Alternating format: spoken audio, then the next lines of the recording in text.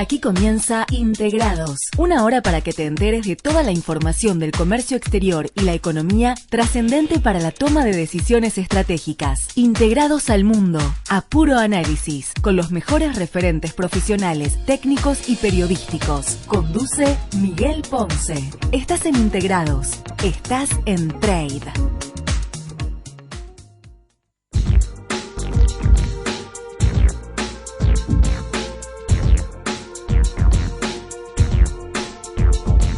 Amigos, muy buenas tardes, esto es Integrados, como todos los jueves de 16 a 17 horas, siempre por Trade.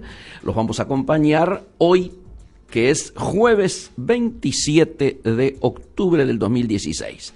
Quienes nos siguen a través de las redes sociales saben de alguna manera cuáles son los elementos centrales, los ejes centrales del día de hoy. Primera hora de la mañana, poníamos la integración al mundo. ¿A dónde vamos? Prioridades. ¿Por qué? ¿A qué nos estábamos refiriendo?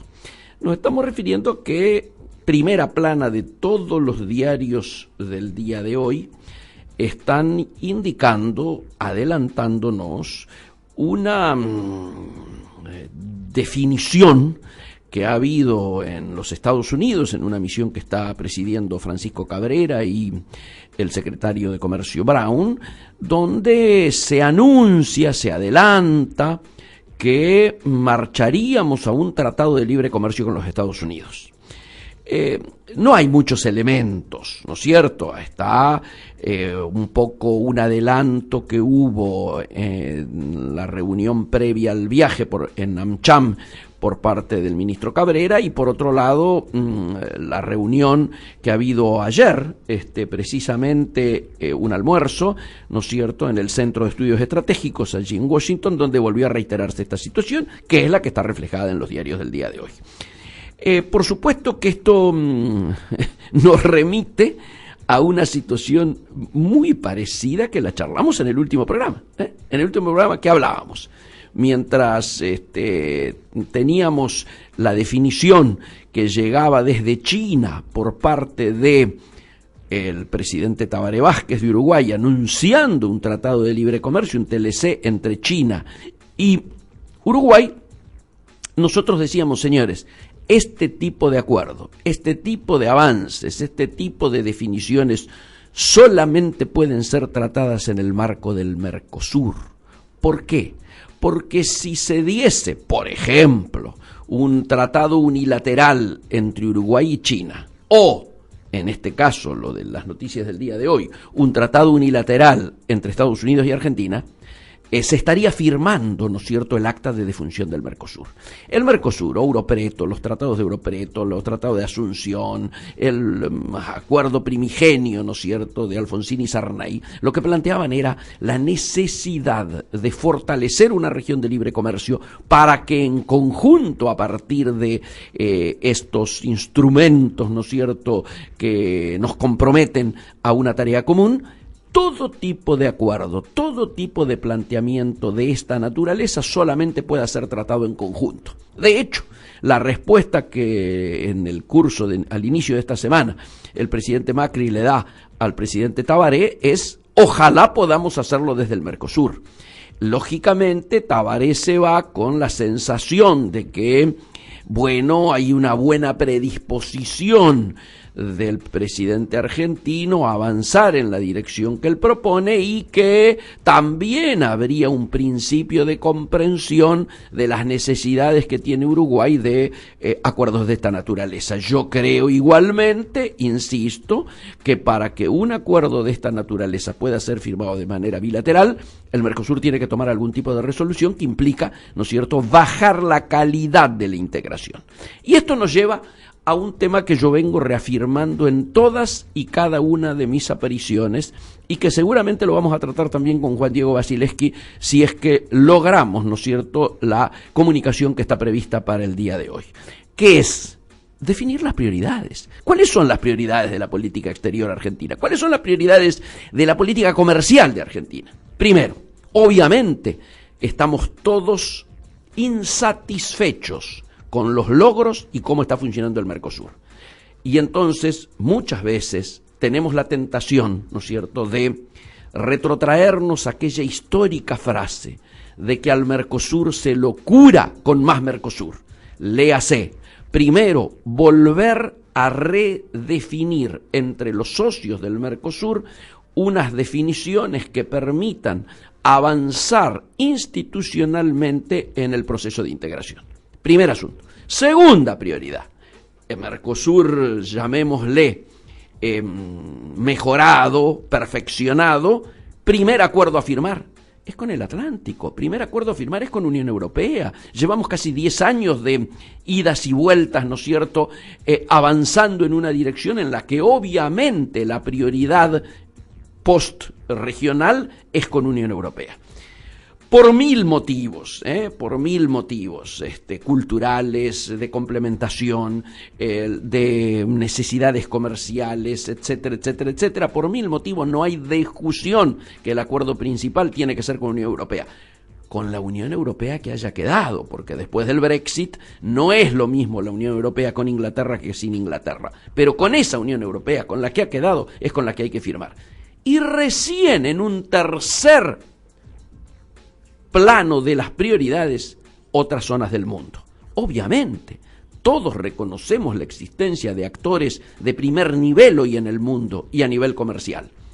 China, segunda potencia a nivel mundial, segunda economía a nivel mundial, pero también está Rusia, también está India, también está el conjunto del sudeste asiático, ¿no es cierto? Entonces, es muy importante en estos tiempos esclarecer el orden de prioridades y volvemos a repasarlo. Número 1, Mercosur. Número 2, Mercosur, Unión Europea. Número 3, otras regiones. Obviamente Pacífico. Parecía importante, igualmente todo esto hay que desdramatizarlo, porque todos sabemos cómo son los tiempos. Y si, supongamos, tenemos que iniciar negociaciones con otras regiones para plantearnos acuerdos del estilo del que implica un tratado de libre comercio, eso lleva su tiempo y muchas veces se han hecho anuncios en esta dirección o en direcciones similares que luego con el transcurso del tiempo uno ve que aparecen trabas, se diluyen, se dilatan, y esto es lo que nos ha ocurrido, de lo que hemos aprendido, de lo que ha sido la histórica negociación que hemos tenido con la Unión Europea, ¿no es cierto? Entonces, desdramatizar una situación de esta naturaleza. Hoy me llamaron muchos amigos del interior del país, empresarios de primerísimo nivel, presidentes de cámaras de comercio exterior. ¿Qué hay de cierto?, me decían. ¿Hasta dónde es este grado de avance? ¿Por qué tenemos que enterarnos así? Bueno, algunas de estas preguntas no tienen respuesta, otras sí tienen respuesta. Y la respuesta que hemos estado pretendiendo dejar claro, sea por escrito, sea en cada una de las apariciones públicas que hacemos, sea desde estos micrófonos, es que tiene que quedar claro cuál es el cronograma y las prioridades de la política exterior argentina, particularmente en términos comerciales. Siempre decimos, todos queremos una integración al mundo, pero queremos que esa integración sea cada vez más inteligente, no que sea una integración boba. Tenemos que cuidar, todos los países de manera creciente están defendiendo, yo diría hasta con niveles de creatividad inéditos, sus trabajos, sus puestos de trabajo, su generación, ¿no es cierto?, de valor agregado a sus materias primas. Nosotros tenemos en claro que esto de administrar el comercio requiere no de actores ingenuos, sino de actores técnicamente capacitados para cada vez mejor defender los intereses nacionales. Todos, insisto, queremos una integración inteligente al mundo, pero también en ese marco es que hay que ser muy rigurosos y muy precisos, no solo en los caminos que se recorren, sino en las herramientas que se utilizan, porque tengamos en claro, el mundo está difícil, el mundo está vendedor, no está comprador, y esto origina que tengamos algunos elementos que no son positivos para nuestras producciones, como es la caída, ¿no es cierto?, de los precios de las materias primas y de los commodities, particularmente de los commodities que producimos nosotros, y por lo tanto se hace dificultoso que los términos de intercambio se sigan manteniendo como venimos acostumbrados. Los números que hemos conocido del comercio exterior esta semana así lo indican y ratifican todo esto que estamos hablando. Han caído las exportaciones 2% en relación al mismo periodo del año pasado, ha caído un 15% las importaciones, y un elemento que yo vengo subrayando en el día de ayer y está hoy en los kioscos de Buenos Aires, en El Economista, ¿no es cierto? Hay una nota donde yo aparezco diciendo: señores, tenemos que tampoco dramatizar los números del comercio exterior y acostumbrarnos a que, si es verdad que vamos a crecer 2,5 puntos, 3 puntos el año que viene, tenemos que acostumbrarnos a que vamos a tener este año y por lo menos 2 años más de déficit comercial, hecho que hasta ahora nadie venía teniendo en consideración. ¿Y esto por qué? Porque cada punto que crece el PBI, crecen 3 puntos las importaciones.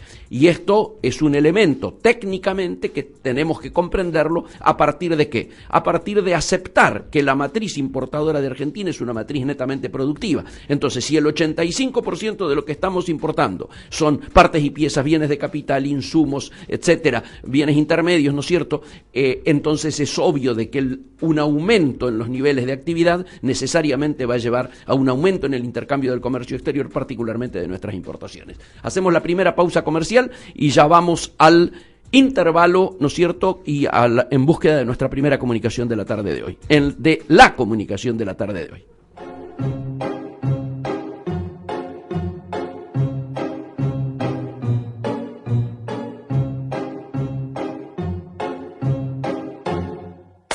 I'm sitting here in the boring room. It's just another rainy Sunday afternoon. I'm wasting my time, I got nothing to do. I'm hanging around, I'm waiting for you, but nothing ever happens. And I wonder, I'm driving around in my car. I'm driving too fast, I'm driving too far. I'd like to change my point of view. I feel so lonely, I'm waiting for you, but nothing ever happens. And I wonder how, I wonder why. Yesterday you told me about the blue, blue sky, and all that I can see is just a yellow lemon tree. I'm turning my head up and down. I'm turning around, and all that I can see is just another lemon tree. Sing, da. Amigos, y tal como lo teníamos anunciado y adelantado a través de las redes sociales, sin duda el principal interés que teníamos en la tarde de hoy era hablar con el referente, posiblemente más importante de comercio exterior, de las webs especializadas en la Argentina en temas económicos y comerciales, Juan Diego Basileschi. Juan Diego, ¿nos estás escuchando? ¿Qué tal, estimadísimo Miguel? ¿Cómo estás? Qué alegría. Quiero avisarte, y para los oyentes que no lo hayan visto, está haciendo estragos la cantidad de abogados y de empresarios que me han llamado desde esta mañana por un título que me recordaba, sin hacer avisos, ¿no?, a los viejos tituleros de crónica. Exclusivo, 2 puntos.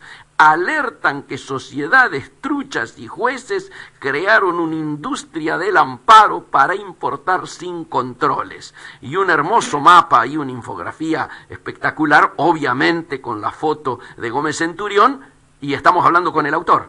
Juan Diego, para los que no han leído, si hay algún distraído que hasta ahora, por lo menos de los que nos escuchan a nosotros, no hayan visto el artículo, yo te pediría que, como autor de entrada, hagas un breve resumen y luego vamos a las preguntas, ¿sí? Perfecto. Adelante. Antes que nada, vos, bueno, bien citaste el caso de los titulares de crónica. Me hubiese gustado una música acorde ahí para sí, apenas se abría la nota. Claro, tenés razón. Se nos pasó. Contanos. Mira, básicamente para el que digo, uno en general está escuchando todo el tiempo noticias, novedades respecto de aduana, respecto de las mafias del puerto, respecto de los contenedores. Es algo que y en lo que vos indagaste mucho también, y gran parte de la información también nos ha llegado a través tuyo. O sea, digo, estamos hablando de cosas que han venido sucediendo desde marzo, abril hasta la fecha. El tema es que llega un momento en que hay tanto cúmulo de información y se abren tantas vías de investigación que puede ser que el ciudadano a pie se pierda un poco y no tenga referencia, ¿no? de qué es lo que está pasando. Básicamente, bueno, esto había surgido un poco así por lo bajo en la última edición de la Protextil, que es la convención anual. Claro, la convención anual que realiza la Fundación Proteger, que reúne a todos los referentes del sector, pero también es una gran caja amplificadora porque, bueno, participó el ministro Cabrera, participó Michetti, participaron, digamos, muchos referentes de la política y del sector empresario. Y la primera línea económica, hubo una mesa que yo estuve que fue fantástica con Miguel Bain, Aldo Piñanelli y Javier González Fraga. Exactamente. Tremenda. Exactamente.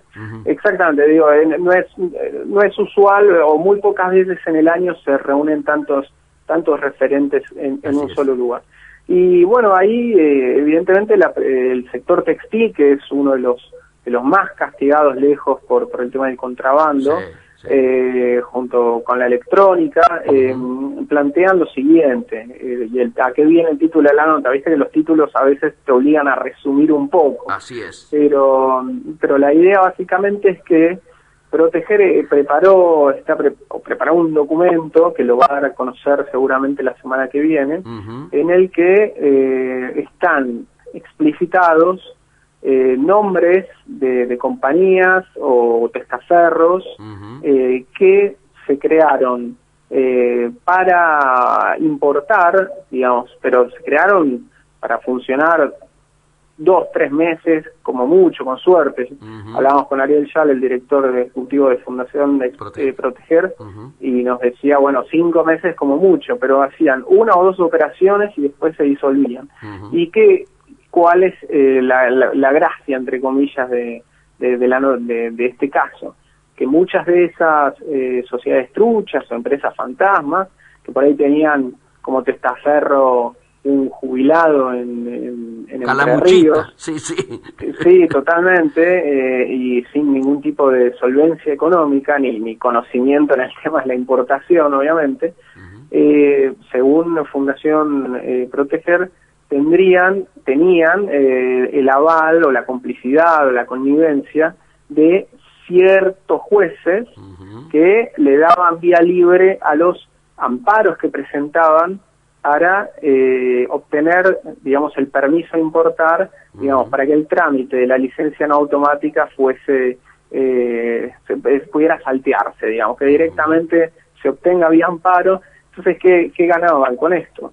Las empresas o estas sociedades truchas no eran investigadas, no se investigaba, digamos, el gobierno no podía detenerse a ver de dónde provenía el dinero, si era dinero en blanco o en negro, si era un importador con trayectoria, con un legajo impecable, y evidentemente no lo eran. Entonces, creo que la semana próxima Proteger va a hacer bastante ruido también presentando este documento. La idea de ellos, según Yale, es llevarlo ante el Congreso como para pedir incluso, que esto es lo más fuerte, juicio político a muchos de estos magistrados que habían ayudado a crear una suerte de industria del amparo, porque estamos hablando de decenas de cientos de amparos, ellos calculan que a través de esta vía se importó aproximadamente el equivalente al 15%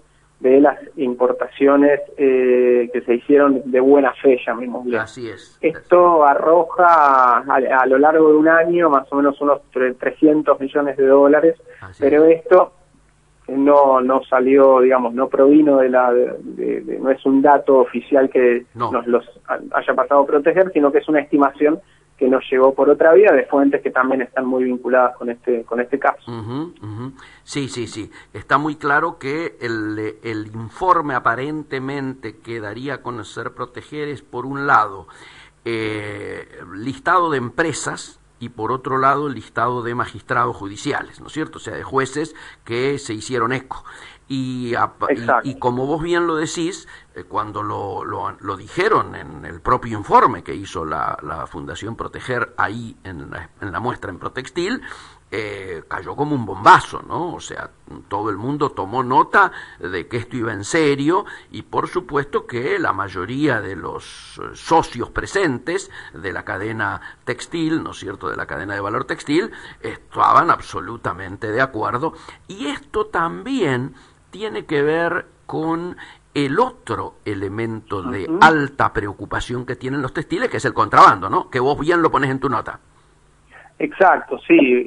Mira, hablando en on o en off, hemos hablado te puedo decir, por esta nota, más o menos con unos 8 grandes, entre directivos de cámaras y grandes empresarios del sector, sí. Algunos en on, otros en off.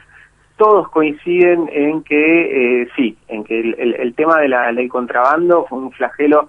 Es un flagelo histórico, pero que llegó a un punto récord en 2015, el año pasado, y hay una estimación ahí de que más o menos el 45% de la mercadería que tendría que haber llegado por vías legales entró a través de una forma irregular.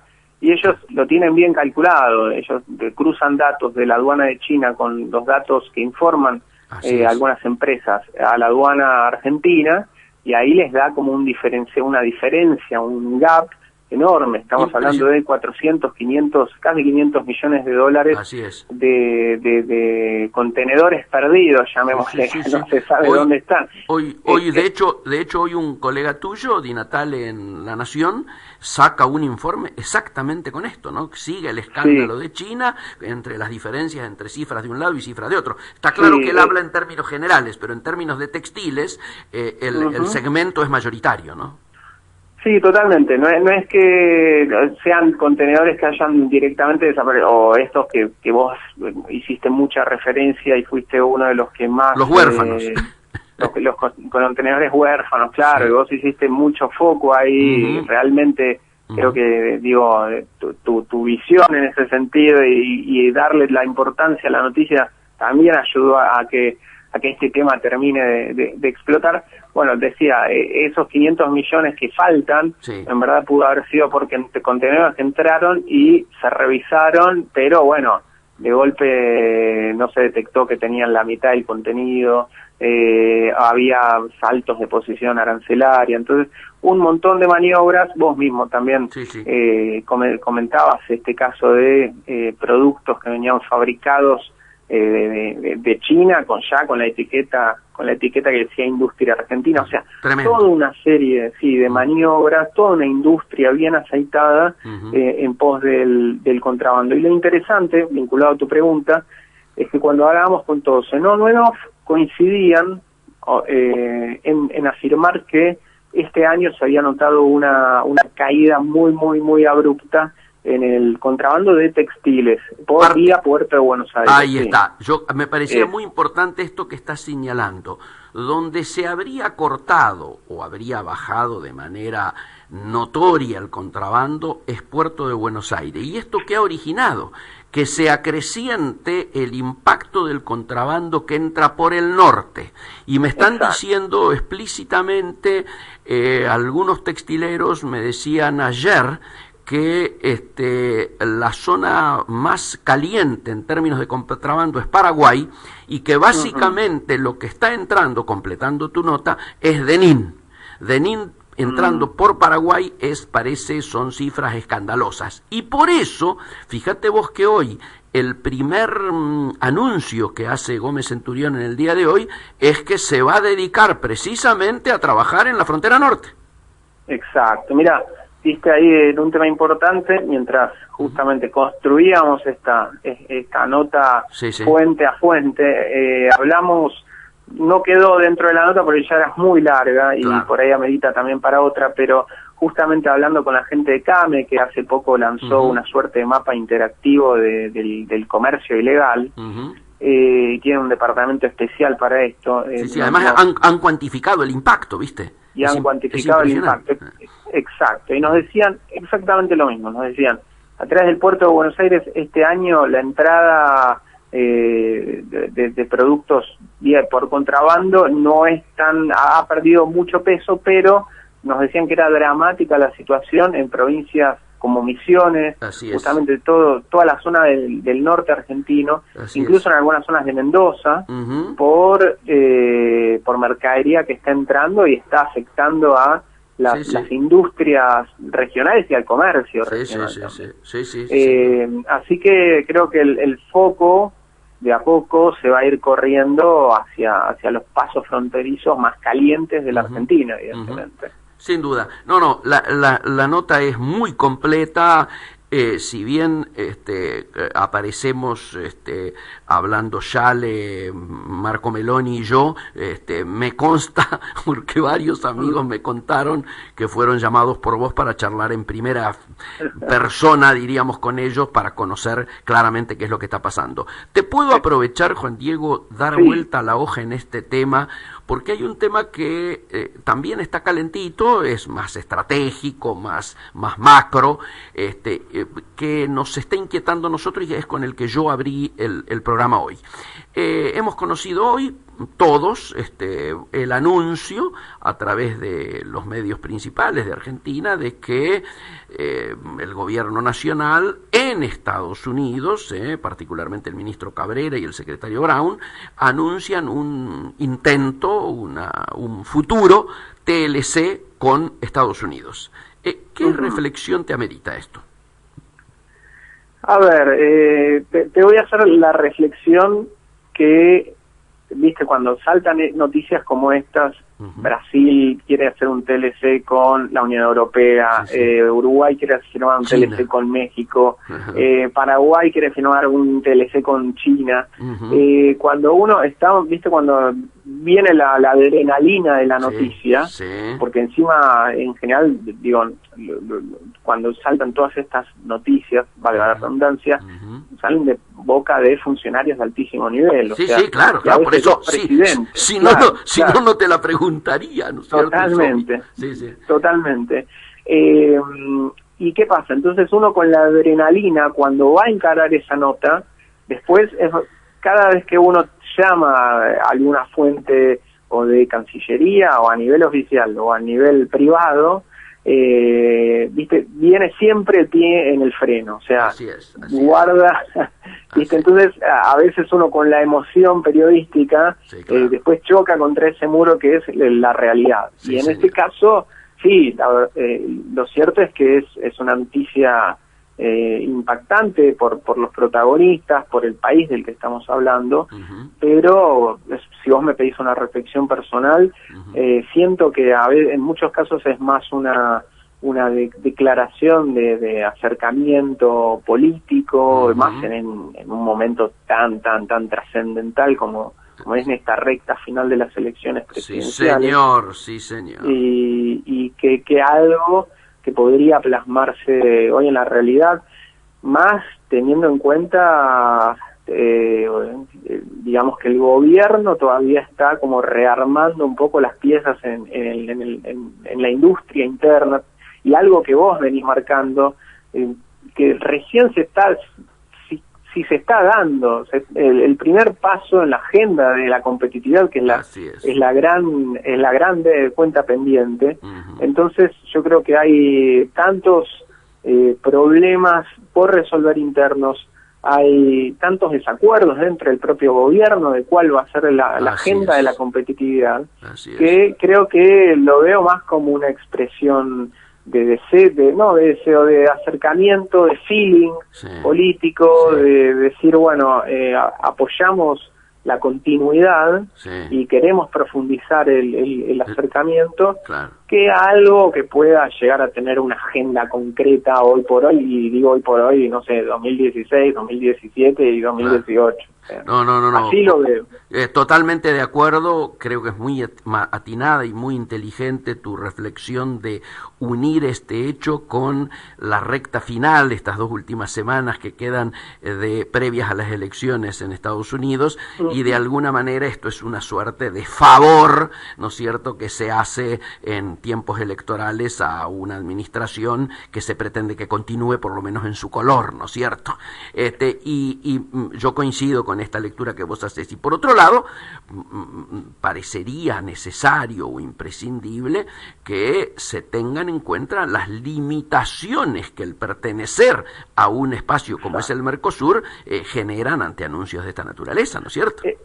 Exactamente, ese es el segundo ingrediente, ¿viste? Cuando hablábamos de esa adrenalina, sí. Cuando levantás el teléfono, lo primero que te dicen es, bueno, paremos un poco, y la segunda palabra es Mercosur, claro. Obligatoriamente. Claro. En todo caso, también, como bien vos decís, es un mensaje no solo hacia el país del norte, sino que también es un mensaje, un nuevo mensaje hacia el interior del Mercosur, en un momento en que el Mercosur está viviendo un momento también de alerta. Así es.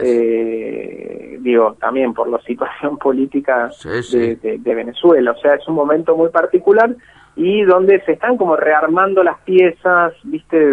Después de años de tensiones, de cortocircuitos. Es un bloque que estaba con, algunos decían, por ahí suena muy drástico, pero una suerte en estado de coma, estado muerte cerebral, y ahora está como tratando de avanzar, pero en medio de muchos países con conflictos internos. Bueno, tenemos a Venezuela con grandes conflictos internos. Brasil todavía cerrando algunas heridas, pero constantemente viéndose sacudido por denuncias de corrupción y una economía que no levanta, y una Argentina que todavía también está definiendo un poco la política interior para ver cuál va a ser también su política exterior, porque no todo es ir a buscar inversiones, también hay que definir una política para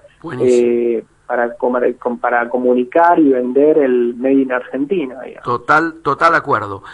Por último, Juan Diego, estamos a 10 meses, ¿no es cierto?, 11 meses casi de el cambio de gobierno. ¿Qué balance estás haciendo? Vos que estás tan empapado, diríamos, en la cotidianeidad, ¿no es cierto?, del comercio exterior y de la economía, ¿qué balance estás haciendo de el tiempo transcurrido? El tiempo transcurrido hasta ahora, decís lo que se ha hecho hasta ahora aquí. Absolutamente. Y en todo caso, si cierra con las expectativas que tenías o con lo que se había anunciado. Sí, a ver, es una interesante pregunta. Lo que yo diría, pensando más que nada en el mercado interno, ¿no? Y también después un poco en... a ver, yo creo que en un momento, el año pasado, fines de 2015, se anunciaron varias cosas, el desarme de los cepos, como vos decís, o la desactivación, y todos pensaban que era como cortar un cable, ¿viste? Elegir el cable rojo azul de una bomba, nadie sabía bien qué iba a pasar. Así es. Lo cierto es que la realidad demostró que el país pudo seguir funcionando y que no hubo ningún terremoto en ese sentido, o sea que... Una salida no traumática. Claro, exactamente, no traumática. Pero después, bueno, justamente ahora estamos trabajando en una nota sobre, también ya pensándolo más que nada en el tema industria y administración del comercio, y hay como te diría que hay un sabor agridulce para algunos, porque incluso muchos industriales, muchas cámaras no logran leer bien por ahí cuál es la política que está aplicando el gobierno en este momento, y en todo caso cuál es la relación de fuerzas que se está dando, porque ven algunos vaivenes. Un gobierno que fue para un lado, después apuntó para el otro, y creo que el tema de la inflación se llevó gran parte de la agenda del año, y charlando con muchas cámaras, también el sabor que queda es que se usó a la amenaza de las importaciones como una forma de domar, de intentar domar a la inflación,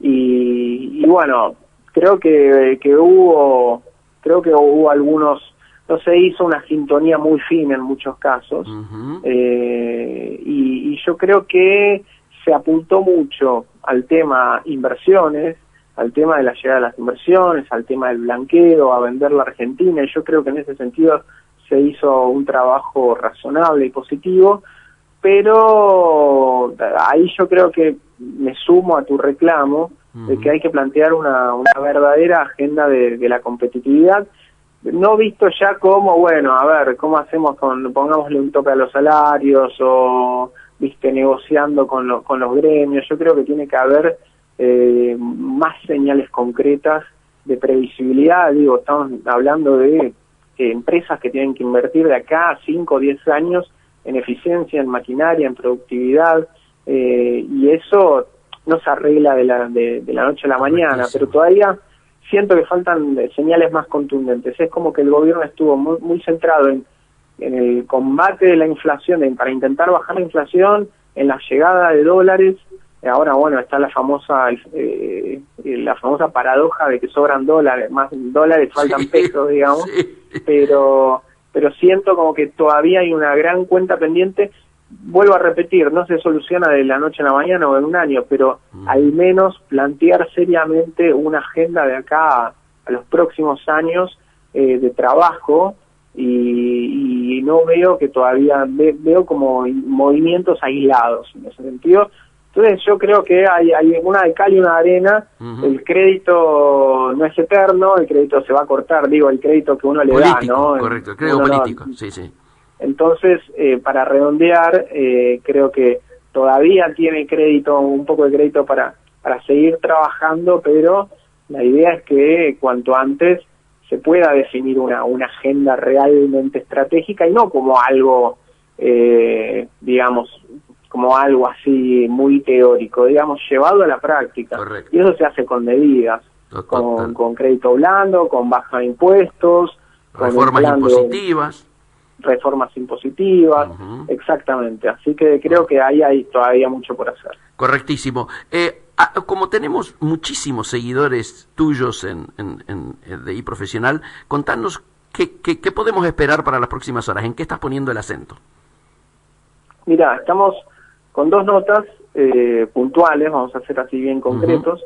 Uno justamente, esto que vos me preguntabas, está vinculado, y es ver cómo evolucionó, cómo está los sectores industriales más sensibles en cuanto a niveles de producción y en cuanto a niveles de importación, cuánto mercado han resignado, si es que han resignado, cuán mejor están que el año pasado, una especie de radiografía de los sectores sensibles, que ahora los sectores sensibles no quieren llamarse más sectores sensibles, se quieren llamar sectores vitales.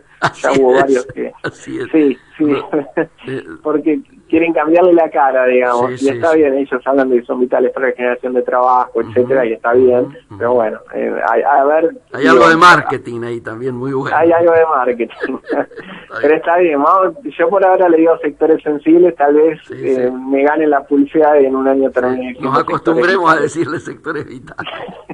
Te vas a ver que te vas a cruzar con varios que te lo van a empezar a decir. Sí, no, ya lo dijo los textileros el otro día. Claro, de frente marcha. Ya está. Y después, esa nota entonces, una nota de análisis sectorial de cómo han evolucionado, donde obviamente va a quedar en claro ganadores y perdedores, ¿no? De este tiempo. Exactamente. ¿Y la otra? Y después, vos bien hablaste de la recta final por la carrera presidencial en los Estados Unidos. Muy bien. Claro, entramos como ya en la recta y va a ser una lectura así político-comercial, intentando resumir esta gran bola de información en una nota, pero un poco con una mirada más local, hablando con referentes de cámaras, con con analistas, así que viendo un poco, Buenísimo. no ya qué le conviene, es la respuesta del millón, no qué le conviene a la Argentina y quién va a ganar, digamos. Sí, claro, pero un poco viendo los escenarios los dos escenarios que se pueden abrir. Sí. Bueno, esa te imaginas que para mí va a estar en el número uno del interés. Estoy viajando, justamente invitado como referente del comercio exterior de toda esta zona, invitado para participar de observador allí en las elecciones, así que esa va a estar en el top, ¿no? Exacto, y te comprometemos a que participes también de la nota. Sí, claro. Aprovecho el momento para decirte desde ya que sí. Juan Diego, punto uno, felicitarte por la nota de hoy, porque la repercusión ha sido mucho mayor de la que yo me imaginé que podría generar esto, pero lógicamente es entendible que así haya sido. Y segundo, agradecerte este tiempo donde hemos podido recorrer, me parece, los puntos más calientes de la agenda. Un fuerte abrazo. Por favor, te agradezco mucho a vos, un gran saludo a vos y a tu audiencia, obviamente. Magnífico. Amigos, ustedes lo escuchaban, Juan Diego Wasilewski es posiblemente el principal referente de estos temas hoy que andan dando vuelta por las páginas y las webs especializadas. Hacemos el intervalo y volvemos en la recta final. Según algunas fuentes, la idea original surgió mientras se estaba desarrollando un servicio de radio online, una red que permite enviar mensajes de texto plano de corta longitud llamados tweets. Un mundo en el que podés expresarte y contarnos qué opinás. Somos @Trade Radio FM. Trade. Periodismo de carga. Baxa. Terminal portuaria. Miembro del Hutchison Ports, líder mundial en inversión, desarrollo y operación de puertos, con presencia en Asia, Américas, Australasia, Europa, Medio Oriente y África. Buenos Aires Container Terminal Service, Sociedad Anónima, Baxa. 21 años al servicio del comercio exterior argentino. TC2 Mar del Plata, terminal de contenedores habilitada como depósito fiscal, un emprendimiento privado operando con los principales armadores del mundo, Maersk, MSC, Hamburg Süd y Maruba. Contamos con importantes ventajas de carga reefer y mano de obra calificada. Ampliar y diversificar el movimiento de cargas en el puerto Mar del Plata son los vectores permanentes de nuestra terminal. TC2, Terminal de Contenedores de Mar del Plata, al servicio del comercio exterior argentino.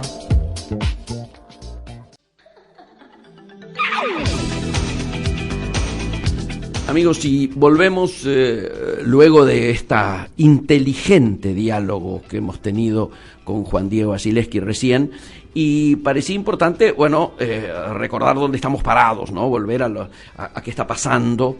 Y lo primero que tenemos que decir es que ha habido una nueva baja del dólar mayorista. Ustedes recuerdan que allá a comienzo de semana, cuando el lunes pasado hicimos en nuestro programa Actualidad de Mercosur, hablábamos de la subida que había tenido el dólar recuperando pérdidas de la semana anterior. Bueno, de ahí en adelante el dólar mayorista ha venido cayendo y hoy volvió a retroceder, quedando al final de hoy a 15.07, 15.17 por unidad, o sea, 3 centavos con 10 por debajo del cierre de ayer. Ya ayer había cerrado con baja en relación a antes de ayer.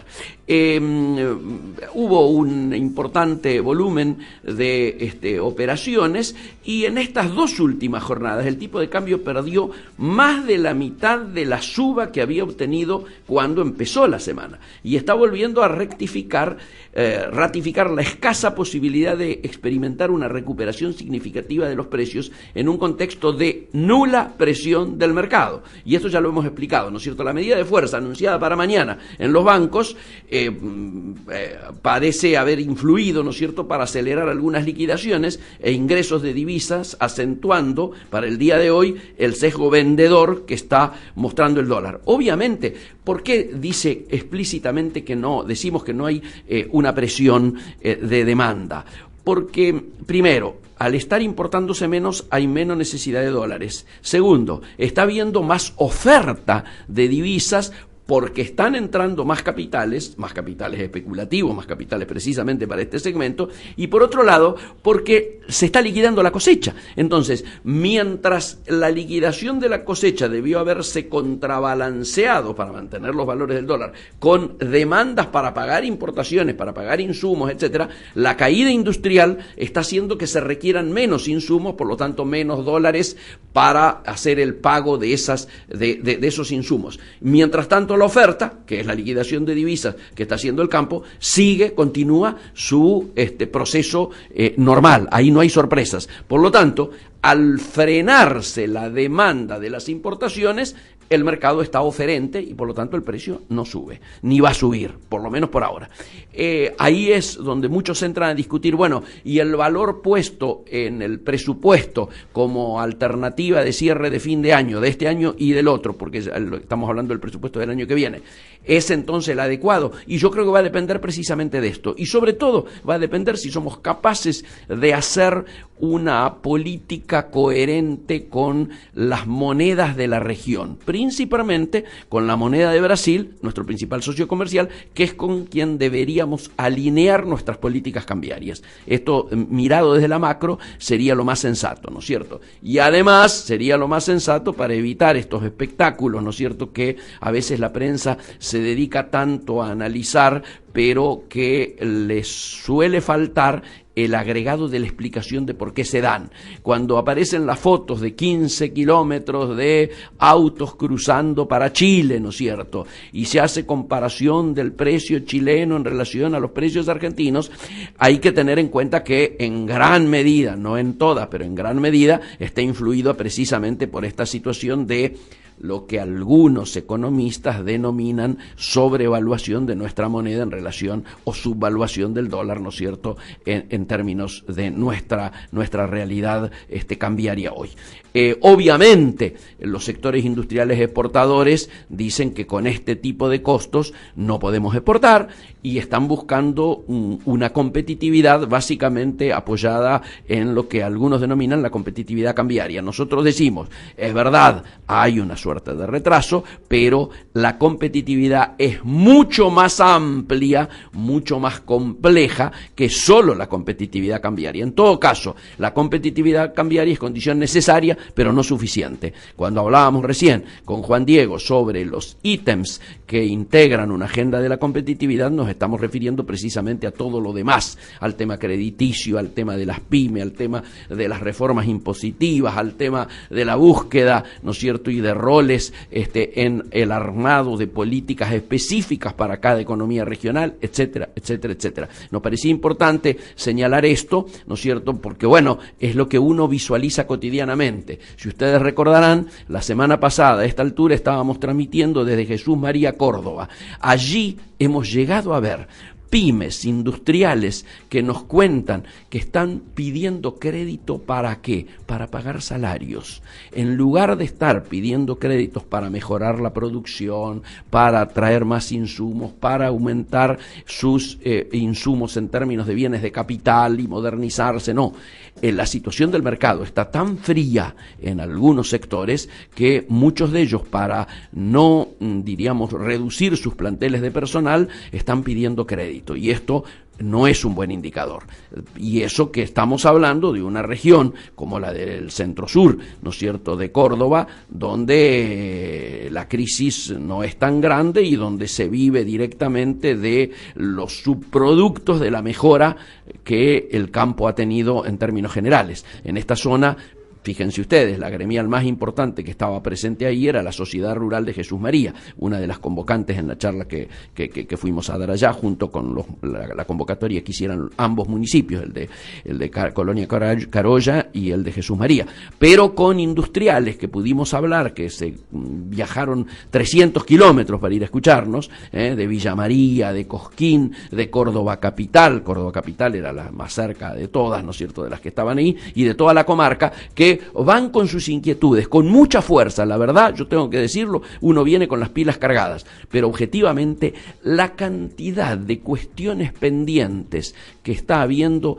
haría que hubiese que pensar en agendas muy puntuales, muy particulares, muy a medida de cada sector si realmente uno está pensando en que la balanza comercial comience a equilibrarse y que objetivamente esta etapa prometida de los brotes dejen de ser una promesa y comiencen a ser una realidad constante y que se pueda ver, ¿no es cierto?, ver en términos de efectividades conducentes. Me parece interesante tocar además algunas noticias vinculadas al comercio exterior del día de hoy. En el día de hoy, obviamente lo que ocupa el ruido, yo diría, ¿no es cierto?, de la información está vinculado a las primeras declaraciones que han hecho los imputados en relación a la mega causa, ¿no es cierto?, por contrabando en el puerto de Buenos Aires, las detenciones ocurridas. No sé si a esta hora todavía sigue sin presentarse el cuñado de Julio De Vido, que había una captura planteada por allí, pero se esperaba que de un momento a otro se presentara. Hasta que yo llegué acá no escuché en ningún medio que notificara eso, pero evidentemente se está avanzando en esclarecer una operatoria que por supuesto ha generado mucha expectativa. ¿Por qué? Porque tiene que ver con aquellos famosos 5.000 contenedores huérfanos, como hablábamos recién con Juan Diego, de los cuales 5 o 6 de estos contenedores fueron sacados cambiando la documentación, y esto es lo que originó las detenciones que la justicia ordenó para tratar de esclarecer cómo fue la operatoria por la cual estos contenedores pudieron ser liberados y sacados de esos depósitos fiscales. Seguramente el próximo jueves, a esta altura, vamos a estar pudiendo analizar con mayor profundidad alguna de estas cuestiones, que por supuesto quedan pendientes porque están en los procesos, ¿no es cierto?, de desarrollo de estos anuncios, y esperamos para entonces tener también esclarecida alguna de las cuestiones que hablamos con Juan Diego, particularmente esta que tiene que ver con el anuncio de un posible TLC con los Estados Unidos. Partimos de la base de que todo el mundo ya para el jueves que viene va a estar muy en lo que sería la expectativa de cómo se va a desarrollar el proceso electoral en los Estados Unidos, proceso electoral que sin duda no es neutro ni para la región ni para el mundo. Así que el jueves que viene vamos a profundizar todos estos temas, seguramente ya con la presencia de Vic Molnar, a quien desde aquí le mandamos un gran saludo y los deseo de pronta recuperación. Nos estamos viendo el próximo jueves entonces nuevamente a las 16 horas en esto que denominamos Integrados. Chau. Esto fue Integrados.